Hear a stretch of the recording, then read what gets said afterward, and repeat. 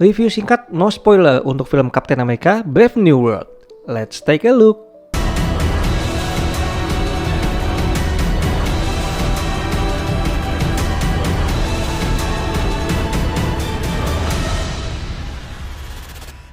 Langsung aja kita bahas beberapa hal yang bagus dan juga disayangkan dari film ini.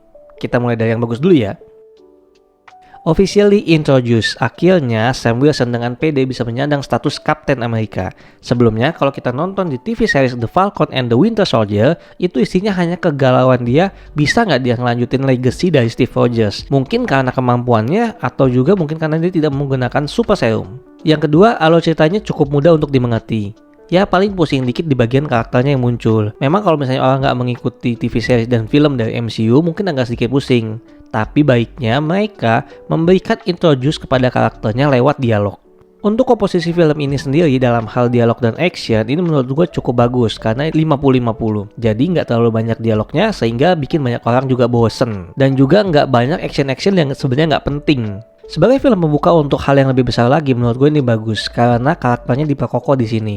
Sosok leader ikonik yaitu Captain America di sini dikasih jati diri melalui determinasi dan prinsip baik yang dia pegang. Kalau masalah acting sebenarnya gue bilang dua karakter utamanya bagus banget actingnya.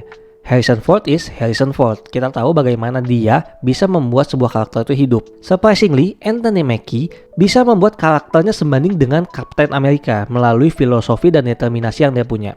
Always stand for the right. Tapi sayangnya ada beberapa hal yang menurut gue kurang dari film ini.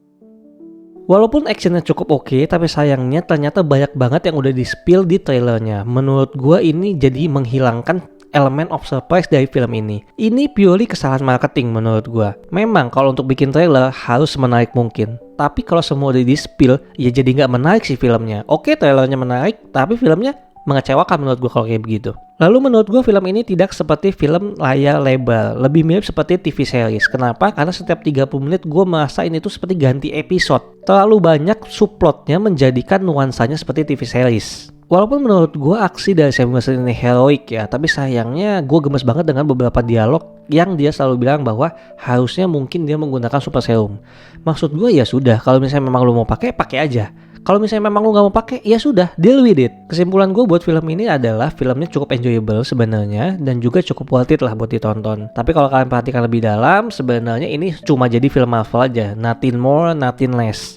Ya hiburan aja lah. Untuk penilaiannya gue kasih 7 lah dari 10. Ya buat kalian yang mau nonton, memang bukan penggemar Marvel banget juga cukup enjoy buat ditonton. Tapi mungkin untuk penggemar Marvel ya mungkin agak sedikit kurang lah buat kalian. Sekian video kali ini. Like kalau membantu, share kalau kalian suka, dan subscribe kalau kalian pengen tahu tentang dunia perfilman. See you on the next video, and that's a wrap.